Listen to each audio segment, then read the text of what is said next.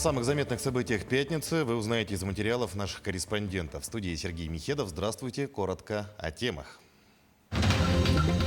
Зима не должна застать врасплох. В республике активно идет подготовка к предстоящему отопительному сезону. Насколько готовы объекты? Купаться можно не везде. Ежедневно проводят профилактические беседы с горожанами по недопущению несчастных случаев на воде. Какие санкции применяют? Новый федеральный закон гласит, такси больше не подработка, а самая настоящая работа. А это значит, водителям придется соблюдать ряд новых правил. Расскажем, каких. Якутск мастеровой, украшения из камней, открытки с бивнем мамонта и другие якутские изделия представлены на выставке народных художественных промыслов. Эти юные спортсмены не просто тренируются, а живут футболом, мечтая о больших стадионах и громких трибунах. Республиканская детская футбольная школа переехала на обновленный стадион Туймада.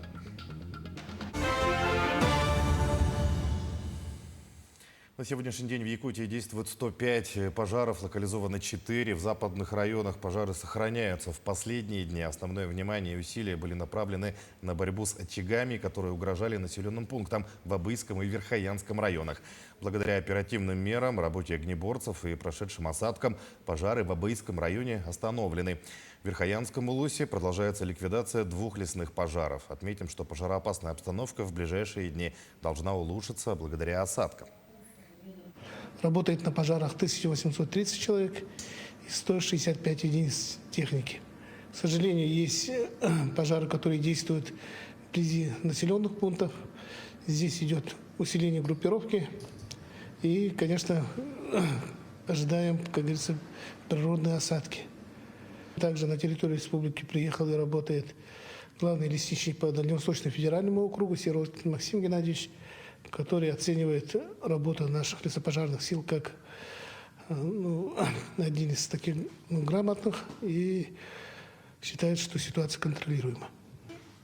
Работаем в максимальных, как говорится, темпах и, конечно, задача стоит, чтобы мы удержали эти пожары. С июня в Якутии взяли свыше 1000 проб атмосферного воздуха. Так, исследования провели в селах Сунтар, Верхневилюйск и поселке Андреевский, а также в Мирном, Ленске, Нюрбе, Нерюнгре и Алекминске. На сегодня превышение предельно допустимой концентрации установлено в Ленске по диоксиду азота, а также в поселке Андреевский Верхневилюйского района по диоксиду серы и диоксиду азота. Центробанк впервые в этом году повысил ключевую ставку сразу на 2 процентных пункта до 18% годовых, следует из заявления регулятора. Ключевая ставка – минимальный процент, под который Центробанк выдает кредиты коммерческим банкам и принимает от них деньги на депозиты. Ее размер влияет на инфляцию, деньги в экономике становятся дороже, повышаются банковские ставки по кредитам. Становится выгоднее открывать вклады и сберегать, чем тратить и брать кредиты. Зима не должна застать врасплох. В республике активно идет подготовка к предстоящему отопительному сезону. В настоящее время готовность объектов 60%. Что сделано и как в целом идет подготовка к зиме, расскажет Даяна Федорова. Работы много. Задача успеть до наступления холодов. Рабочие бригады трудятся днем и ночью. В том числе производится ремонт тепловых сетей в энергорайонах столицы республики. На данный момент звено, состоящее из сварщика и слесарей-ремонтиков, выполняет работы на участке многоквартирного дома, расположенного по улице Газовиков. Мы одна бригада, но звеньев нас много. То есть мы работаем по разным объектам. Все звенья выезжают каждый день по заявкам. Где-то монтаж, где-то устранить течь. И вот так вот, где-то демонтаж трубы. То есть разные работы у нас. Одним из факторов замены трубопроводов является износ оборудования и низкое качество воды. В данном энергорайоне в этом году планируется замена порядка 6 километров трубопроводов тепловодоснабжения. Согласно плану, все у нас идет по графику. К началу отопительного сезона практически все работы по теплоснабжению будут закончены. Ежедневно выезжает звенья в количестве 4 звеньев, то есть 1 сварщик, 3 слесаря-ремонтника. Подобному капитальному ремонту по всей республике подлежат более 4000 километров тепловых сетей, а также более 1700 водопроводных, 850 километров линий электропередач и более 580 километров канализационных сетей. В рамках подготовки к прохождению отопительного сезона текущего года необходимо подготовить и котельные. Их более 1160. Нам необходимо обеспечить подготовку к прохождению УЗП, а также оформить акты и паспорта готовности муниципальных образований.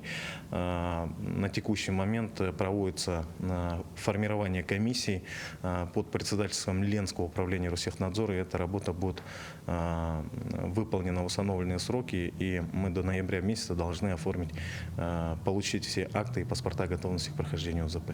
На особом контроле находится завоз топливно-энергетических ресурсов. В текущем году объем завоза нефти, угля, конденсата и дизельного топлива составляет 502 тысячи тонн.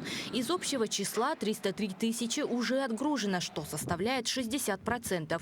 Ну а 189 тысяч тонн ТЭРа уже доставлено до мест. Даяна Федорова, Исан Тарасов, Якутск. Штаб общественной поддержки «И мы вместе» продолжает оказывать помощь семьям участников спецоперации. В частности, это работа по дому, различные бытовые вопросы, с которыми обращаются в штаб члены семей. Адресную помощь волонтеров семьи мобилизованных могут получить во всех городах и населенных пунктах Якутии. Штаб волонтеров работает в тесном взаимодействии с органами региональной и местной власти, координационным центром при Общественной палате республики. Также продолжается сбор гуманитарной помощи для бойцов. С марта штаб собрал и отправил 100 тонн полезного груза. Сейчас у нас пора, когда мы собираем большое количество гуманитарной помощи и направляем его на зону СВО с помощью авиакомпании «Якутия». И каждый день мы, получается, формируем эти грузы. И в определенный момент, например, вот позавчера и вчера мы направляли гуманитарную помощь через грузовой терминал. На данный момент наш еще дополнительно работает швейный цех на базе Якутии с тобой, где у нас трудятся более 20 швей и помогают, получается, шить обмундирование для наших бойцов. Ежедневно сотрудники ГИМ, специалисты соцслужбы и спасатели проводят профилактические беседы с горожанами по недопущению несчастных случаев на воде. И не только на городском пляже, но и в несанкционированных местах. Несмотря на запрет купания, пляж 203-го микрорайона остается наиболее популярным местом отдыха среди якутян. Продолжит тему Марферина Алексеева. Температура воздуха плюс 32. Спасаясь от жары, горожане массово посещают не только городской пляж, но и запрещенные для купания водные объекты. К примеру, пляж 203-го микрорайона остается наиболее популярным местом отдыха среди якутян. Поток людей очень большой. Мы проведем беседу. Люди некоторые выполняют наши просьбы, переходят на 202-й, но мы уходим. Следующие люди приходят, но, естественно, они об этом не знают и продолжают свое купание. В один солнечный жаркий день было очень много народу. Мы проводили беседы, ушли. Через какое-то время сообщают, что девочка утонула. А было это так, что очень много было людей, глубина большая, девочка плавала. Потеряла дно под ногами, начала захлебываться, прокричать не смогла. Глубина реки на пляже доходит до 7 метров. Много резких перепадов и неровностей дна. Так как пляж не санкционированный, дно не исследовано водолазами, что еще больше увеличивает опасность пребывания. На дне, возможно, находятся различные металлические предметы. При купании, когда, возможно, человек нырнет и ударится в них, потеряет сознание. Также дно, глубину невозможно визуально определить. Везде находятся по периметру ямы. И если вы заметили то, что кто-то тонет, надо незамедлительно указать кому-нибудь, чтобы тот вызывал службу экстренной помощи. Звоните 112 01 02 и взять подручные средства. Детский надувной круг, там пустую 5-литровую бутылку даже пойдет, надувной матрас, и при помощи этого подплыть и оказать помощь. Со слов инспекторов, основными причинами, приводящими к трагедиям на воде, являются нарушения правил поведения. Это купание в необорудованных местах, в нетрезвом состоянии, либо слабый контроль со стороны взрослых за поведением детей у воды. Официально в Якутске работают 2 пляжа. Один из них находится на территории 202-го микрорайона, а также на территории озера Сугун на 16-м километре Вилюйского тракта. Не стоит подвергать угрозе себя и своих близких. Марферина Алексеева, Семен Семенов, Якутск. Новый закон гласит, такси больше не подработка, а самая настоящая работа с трудовой книжкой, налоговыми выплатами и соцгарантиями. Это значит, водителям придется соблюдать ряд новых правил, чтобы осуществлять услуги по перевозке. Каких, знает Петр Васильев. Фактически перевозкой пассажиров раньше мог заниматься любой водитель, зарегистрированный в агрегаторе через приложение. Либо вообще без регистрации. Достаточно было установить на машину шашечки и встать у вокзала или аэропорта. Теперь вступивший в силу федеральный закон регулирует все отношения, касающиеся перевозок пассажиров и багажа легковым такси. Одно из главных требований у водителей должно быть разрешение на работу в такси. Перед началом работы водителю такси необходимо получить разрешение на перевозку пассажиров и багажа. Заявления подаются по месту жительства, если у водителя заключен трудовой договор с перевозчиком. Разрешение можно оформить бесплатно. Индивидуальные предприниматели, которые лично управляют такси или самозанятые, могут получить разрешение, если заключат договор со службой такси. Все службы такси и агрегаторы смогут передавать заказы только тем, кто есть в реестре перевозчиков. При этом, если у водителя заключен трудовой договор со службой заказа такси или агрегаторами, то разрешение можно не получать. Это забота перевозчика. Последний, кстати, теперь сможет передавать заказы только тем, кто есть в реестре перевозчиков. Попасть в него можно в том числе и со статусом самозанятого. Физическому лицу необходимо зарегистрироваться в налоговом органе как самозанятый. В принципе, у нас наплыв идет, наплыв физических лиц, которые стали самозанятыми, у нас ощущается. С 1 сентября прошлого года. Но, как показывает практика, нарушений в сфере легкового такси хватает достаточно. 2, 3, 4, 5, 6, 7, 8, 9, 10, 11, вот 12 еще.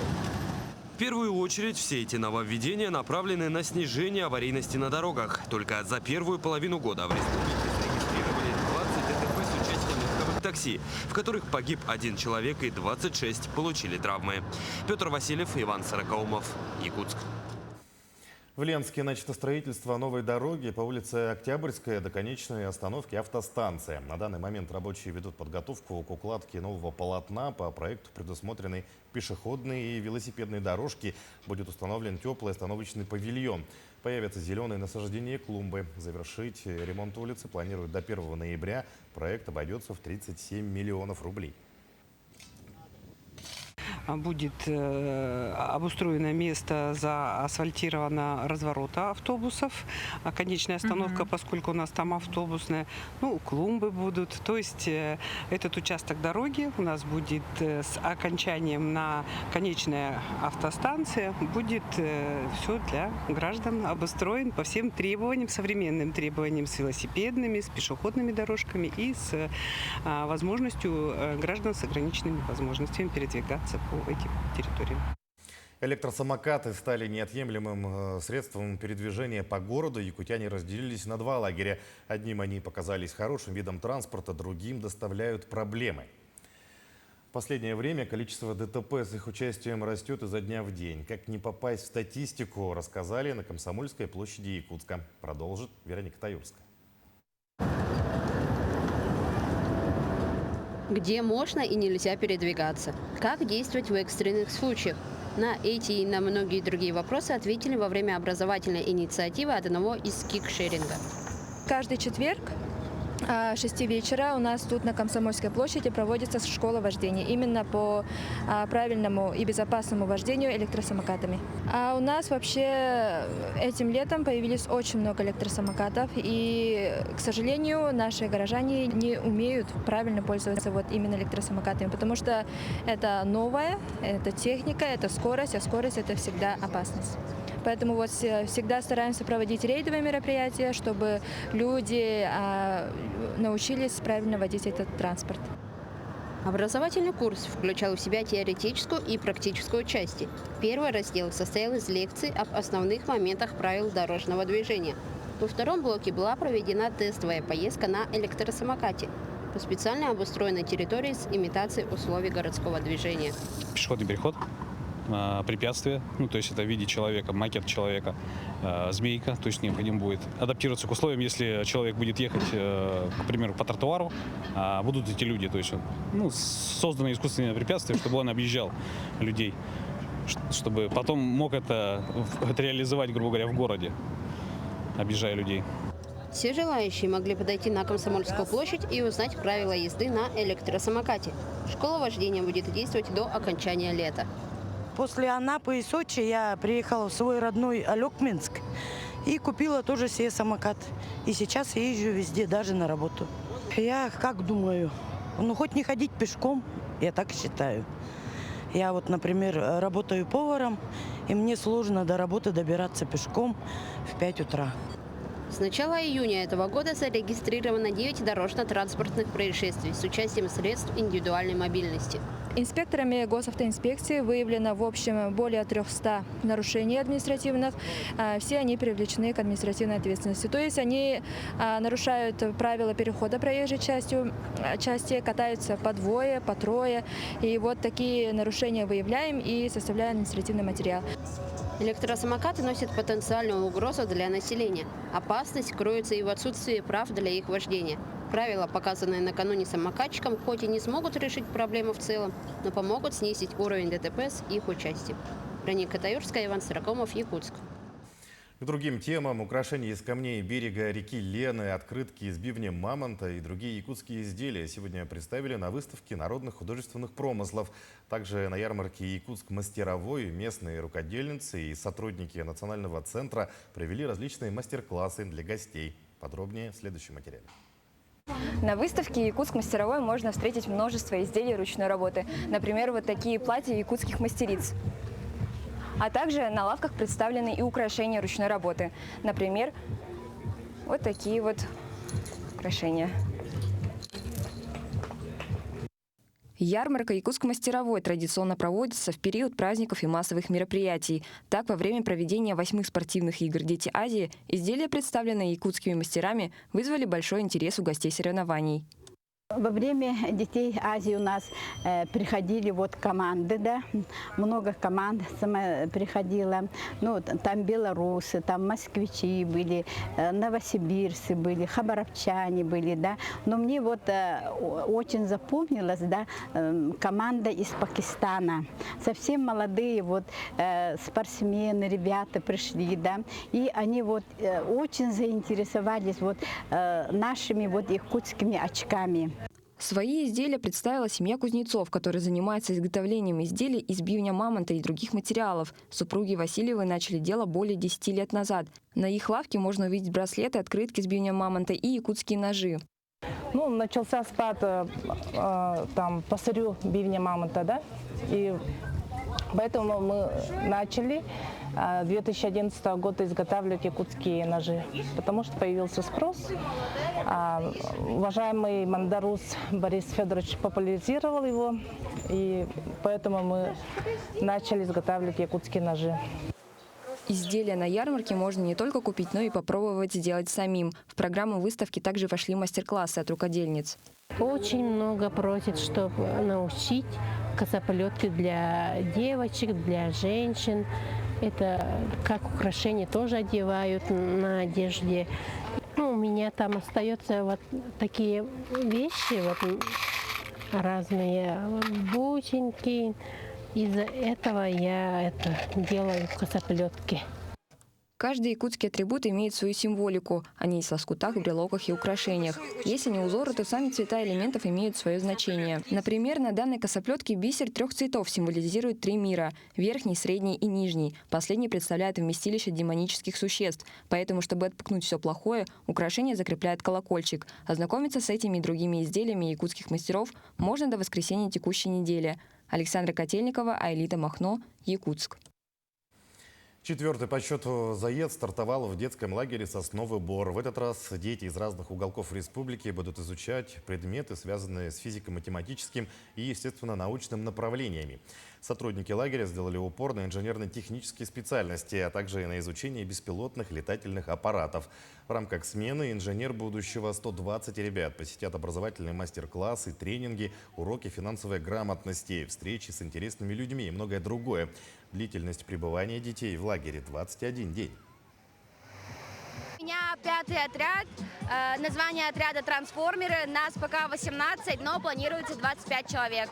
А есть Радиколымские районы, Момский, Верхоянский район есть и в основном город Якутск. Для 5-го отряда планируется очень много выездов, так как они ребята старшие, 16-17 лет.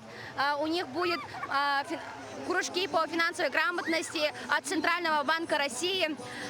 Также у них будут конкурсы от Синергии и так далее. Очень много.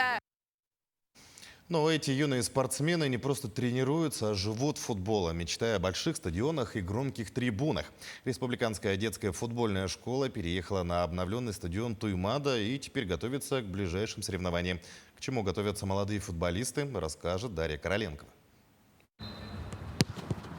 Футбольная школа уже более 10 лет воспитывает будущих чемпионов и помогает детям развить свои навыки. В школе занимается более 500 детей в возрасте от 8 до 17 лет. Тренировки у спортсменов проходят под руководством опытных тренеров, которые уделяют большое внимание технике, тактике и командной работе. У нас сегодня технико-тактическая направленность, то есть мы будем заниматься в группах.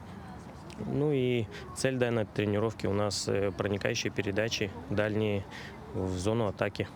Вот сюда открываемся. Сюда длинная, на Виталию.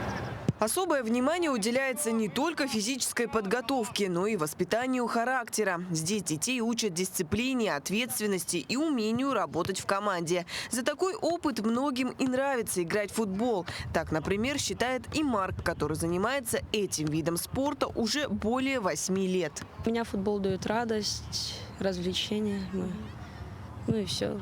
Тренер хороший, нравится. Команда нравится, как играет. Пока что не можем выиграть, стараемся. Также парни считают, что этот спорт не из легких. Я считаю, что футбол – это сложный вид спорта, потому что там более надо думать надо, физически развитым быть надо. Поэтому сложный вид спорта. Скорость нужна, больше тактического мышления надо.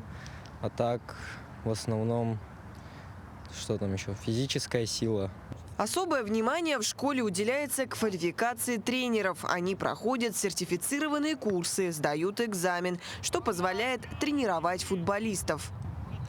Минимальное, что должно быть, это ЦУЕФА категория должна быть у тренерского штаба. Если нету такой категории, то футбольная школа предоставляет возможность получить эту категорию. У ребят, у которых нету категории, их отправляют, сам выбираешь, можешь в Москву поехать учиться, либо на Дальний Восток куда-нибудь. И туда едешь, они там тебя обучают, экзамен сдаешь, получаешь категорию С.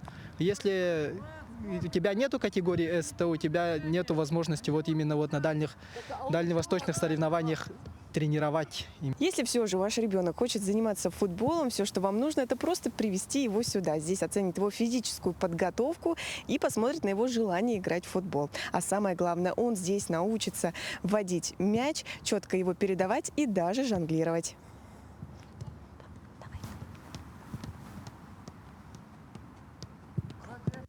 Лучшие воспитанники школы регулярно участвуют во всероссийских соревнованиях. Так, сразу 2 команды 3-й год выступают в Дальневосточной юношеской лиге. Осенью школа проведет традиционный набор для того, чтобы открыть дверь в мир вида спорта номер 1 в мире. Дарья Короленкова, Семен Семенов, Якутск.